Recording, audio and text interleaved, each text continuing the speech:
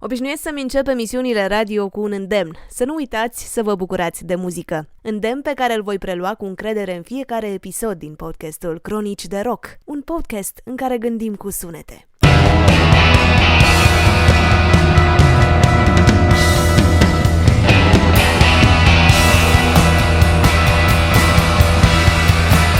Cronici de Rock a fost inițiat în 2017 de către o pasionată de muzică rock, pe atunci proaspăt ieșită din băncile facultății. Cu un entuziasm copilăresc am decis să creez un spațiu online dedicat explorării și promovării muzicii de calitate, cu un accent pe ceea ce pe mine m-a atras din adolescență, rockul în toate formele lui. Website-ul a fost lansat din pură pasiune și cu dorința de a oferi cititorilor o sursă veridică de informații, recenzii și interviuri cu artiști din lumea muzicii rock. De-a lungul celor 2 ani de existență, Cronici de Rock a dezvoltat o comunitate, cred eu, loială de cititori și a avut o contribuție semnificativă la promovarea unor artiști independenți și a muzicilor mai puțin cunoscute. Și nu numai. Cu articole scrise atent, recenzii detaliate și interviuri exclusive, site-ul a devenit o resursă de încredere pentru iubitorii de gen. După o pauză bine meritată, Cronici de Rock a decis să-și extindă prezența online și să exploreze noi medii pentru a împărtăși dragostea pentru muzică. Acest nou format ne va permite să povestim mai mult despre albumele noastre preferate, să descoperim împreună artiști pe care nu-i știm, dar mai ales să ne bucurăm de muzică. Primul episod este unul special. Cei mai mulți ani din viață mi-am petrecut orbitând în jurul unui supergrup devenit legendă. Pink Floyd a fost poate motivul principal al călătoriei mele muzicale. Vreau să cred că universul Floyd m-a răsplătit pentru acest devotament, oferindu-mi acum la maturitate șansa de a intervieva figuri importante din istoria trupei. Guy Pratt, Polly Samson, Sam Brown, iar acum Durga McBroom, vocea care a fost acolo până la final. Chiar dacă interviul este în limba engleză, sunt sigură că veți simți aceleași emoții care au copleșit fanul din mine. Enjoy! Well, there we go. Hello, it's so wonderful to see you. I'm sorry it's been so difficult. It's a huge joy for me and an honor because, I've been a huge fan of yours since I was a kid, so it's like a dream come true, but I'm going to try to be professional, I promise. I've been following you for a while, as you can see, and I must say that, yeah, you are definitely a superwoman because you have done so many amazing things, from acting to dancing and of course singing. And I want to talk a bit about your early years because I'm really interested in knowing how did it all start for young Durga? Well, I started as an actress. That's really what I wanted to do. Okay. I thought that there were cameras following me everywhere, so like behind my mirror in my bathroom. So I was constantly acting for the camera. Yeah. And I wound up to I wanted to initially go to medical school because both of my parents were physicians, and my mother was the first Black American woman with a private cardiology practice in the United States. And so I wanted to follow in her footsteps. I wanted to be an OBGYN and deliver babies. But then I started to realize, wait, you mean they pay you to be on stage? Really? And I worked in my mother's office for years as a medical assistant. Wow. For 20 years. And I discovered that I'm much better suited to entertainment. I mean, I could still, sometimes I entertain thoughts of going to get my my ND, my Doctor of Naturopathy. And I may still do that, but I love what I do. So, but I went to UCLA as a theater arts major, and then kind of accidentally got into music. Yeah. What kind of music did you listen to when you were young? Well, I had a very eclectic sense of music because, my sister Lorelai is 5 years older than me. He was listening to I Would Steal. But also our father really introduced a love of the arts to us and Broadway. And I remember also even him taking us to see the ballet Giselle when I was maybe 6 years old. And I still remember the image of this woman in this white chiffon en pointe dancing across the stage and how beautiful and elegant she was. It's stuck in my head. But I used to listen to a lot of Broadway musicals, like West Side Story was my first favorite, and then that was taken over by Funny Girl, and then that was taken over by Cabaret. Oh my goodness! I used to come home. I would go and get a chair from the dining room, and I'd put on a leotard, and I would go get some lemons from the lemon tree and steal one of my sister's bras, and I would put the lemon, and I would act out all of the songs from Cabaret. As I got older, I got into, well, I also loved Joni Mitchell from a very early age. Both my sister and I adore her. She's one of my biggest influences as a songwriter. And then I got into some funk a little bit with like Rufus and Shaka Khan and the Brothers Johnson. Yes. And then I got into some fusion with like Jeff Lorber. And then we got into Steely Dan. And then I also got into rock because I remember one day we were playing outside, little kids out in the street because, our neighbors, we were playing. And everyone usually has that one neighborhood kid, guy or girl, who's just the coolest person. When you're literally like, oh, I want to be like her. Exactly. There was this girl who was the older sister of this boy that I went to school with. Her name was Lori, and I still talk to her. Wonderful. She had a convertible Mustang, so she could drive, and she had this, and it was so cool. And then she drove up one day because I was playing with her brother Bruce in front of the house to ask him when he was coming home or whatever. And she had the AM radio on, and it was a rock station. Mm-hmm. And I'll never forget, I heard this song come out of the radio. Say, hey, Mom, say the way you move, don't make yeah. I was like, ooh. What is that?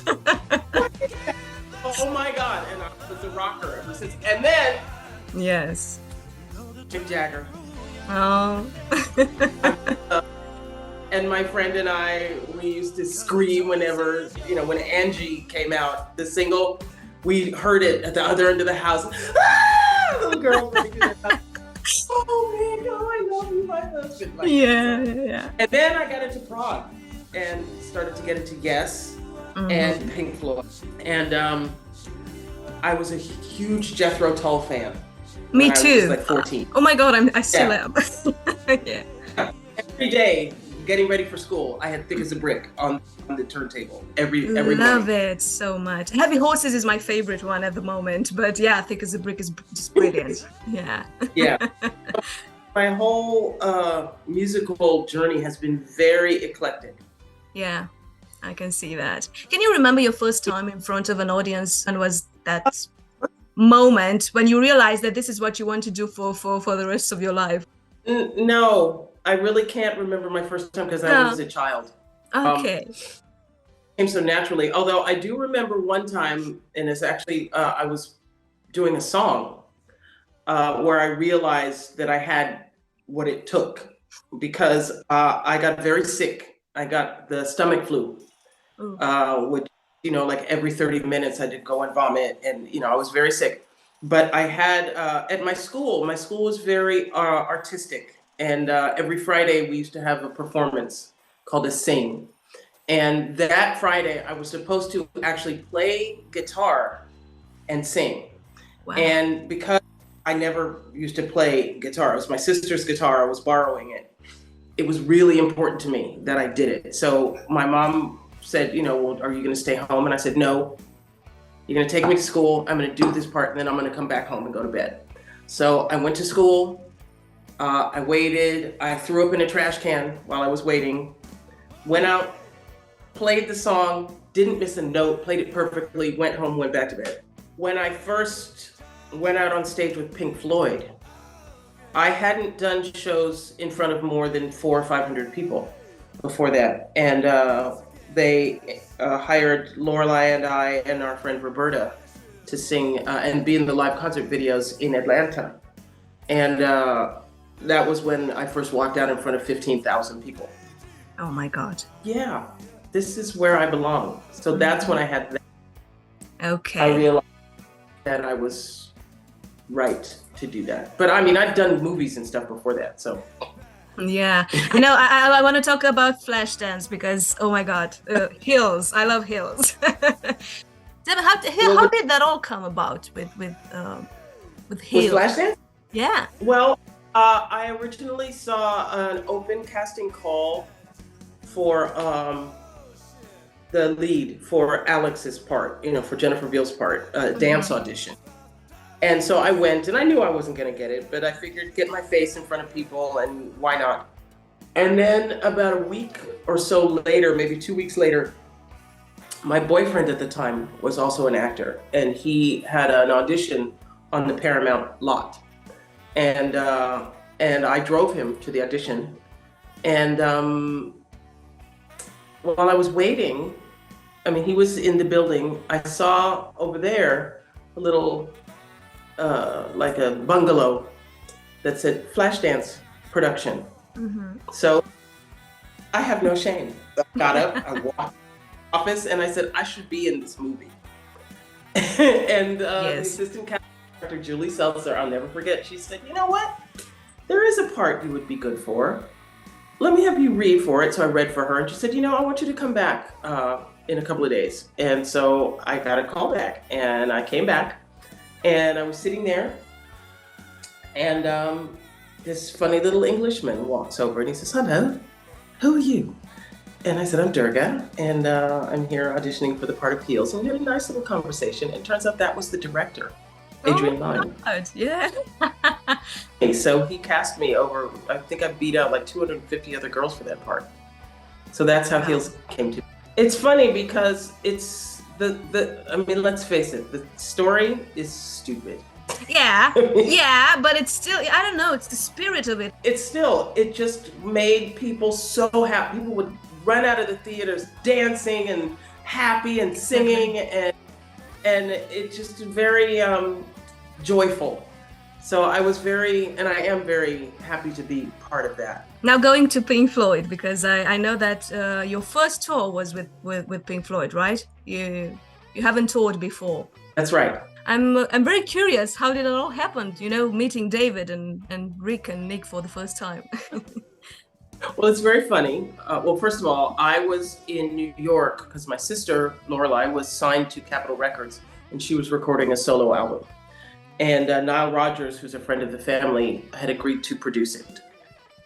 So I was doing backing vocals for her. And at that time, as I mentioned, they just started the Momentary Lapse of Reason tour, and in Atlanta, David shoot some live concert videos. And he asked the man who ran the production company, Michael Pilo, if he knew any Black singers, because as he put it, he wanted to add some color. Oh. So yeah, he had Rachel Furry and Machan, I guess, at the time, right? That's right.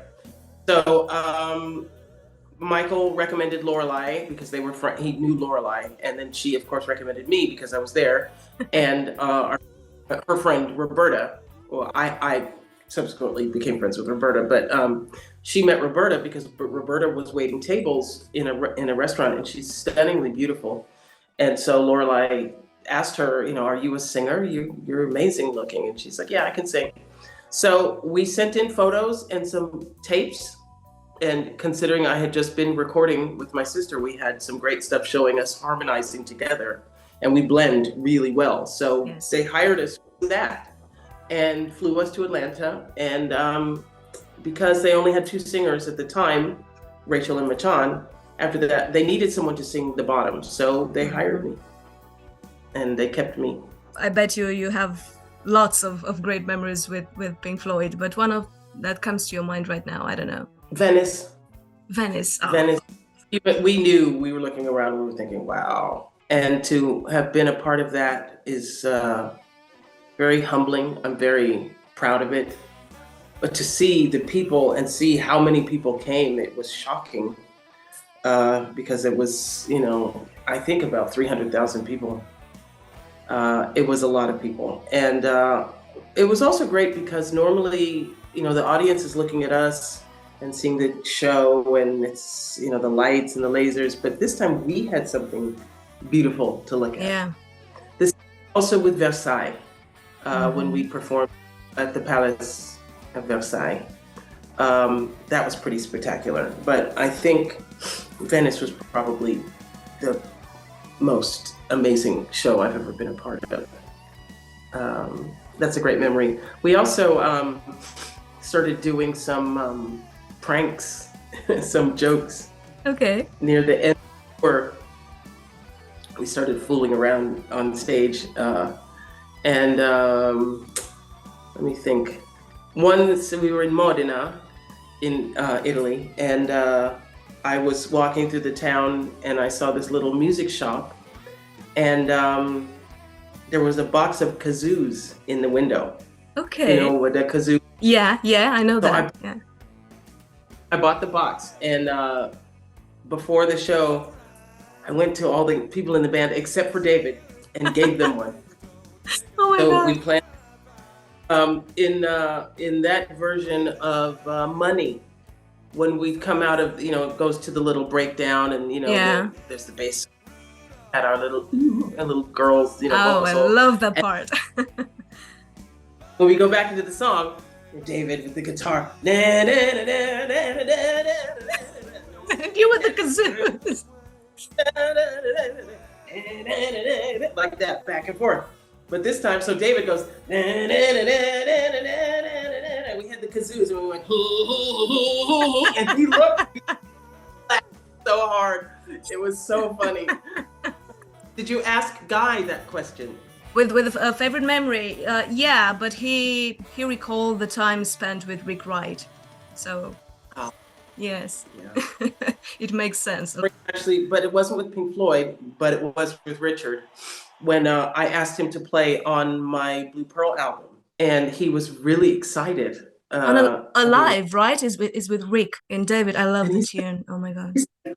I'm going to play on a pop record. Oh, so sweet. And I tell you, whenever I hear that opening chord on the Hammond that he plays on that song, it's just so unmistakably him. I'm still just so moved that he and David, played on that song. And Amazing. Storm directed the video. So wow. Yeah. I didn't know that. Amazing. Yeah, I asked him if he would do it rather timidly, and he said, "Darling, you can't possibly afford me, but I'll do you a favor." So he After starting to tour with the Floyds, I think in the late 80s, you met for the first time the record producer Youth, or Martin Glover. How did you meet Martin? After one gig, or how did that happen? Came to Venice. Oh, in Venice! Oh my God! And he came to me and said, "I really like your voice, man. I'd like to make you a star." So I went and we sat down to write together. And the first song we wrote together was "Naked in the Rain," which is the one that was the biggest hit. So yes. Oh my God, the video from the Top of the Pops with Guy moving like crazy. I know. I laughed so hard when I saw that. You look spectacular, but Guy was like fooling around. I love that. Those were fun days. We had a lot of fun back then. I also know that you and your wonderful sister Lorelai, whom I had the chance to see, I think it happened in 2018 in Bucharest. She came with the Australian Pink Floyd. You guys released an album. Oh, Black Floyd. Is that a tribute to those wonderful times spent with the Floyds, or? Well, it's a tribute to this music that we've been singing for so many years, and from a Black woman's perspective. That's why it's called Black Floyd. Black Floyd, as well as there's Gods and Lovers, which I wrote with John Caron, and A Girl Like That I wrote with Guy, and there's also a song that Lorelai wrote with Lemmy, you can imagine. But half of the songs are Floyd songs that we have reinterpreted from the perspective of having sung them for so long. What other plans do you have? And if you want to mention them. Sure. Got a bunch of shows next week. Then I have a show in September back again in Sicily, and then a show with Machan Taylor up in Torino. And today booked another jazz show, because the show on the 17th of this month that I'm doing is with my jazz quintet, which is called Chocolate Jazz. And so I'll be doing that and then going straight to Torino to do a show with Machan. In the beginning of October, I'll be doing some shows with Dave Kersner, and we're doing Prague Stock. And then I'll be going to Mexico. I'm waiting to confirm the show in Monterrey in Mexico, and possibly in La Paz. But I'm also going to a birthday party in Mexico. It's kind of going to be a joint birthday party because my birthday is in October. And then I'm doing, one of the shows I'm doing next week is with this new German promoter I just started working with. And I'm hoping that I'll be doing a tour with them at the end of December through February. And then I will be in Kazakhstan in April. Wow. Yeah. So busy, really busy. It's wonderful. And where are you? Romania, I really want to come to Romania. So my much. God. We're waiting for you, really. Okay. Thank you so much, Durga. My pleasure. Cronici de Rock, un podcast în care gândim cu sunet.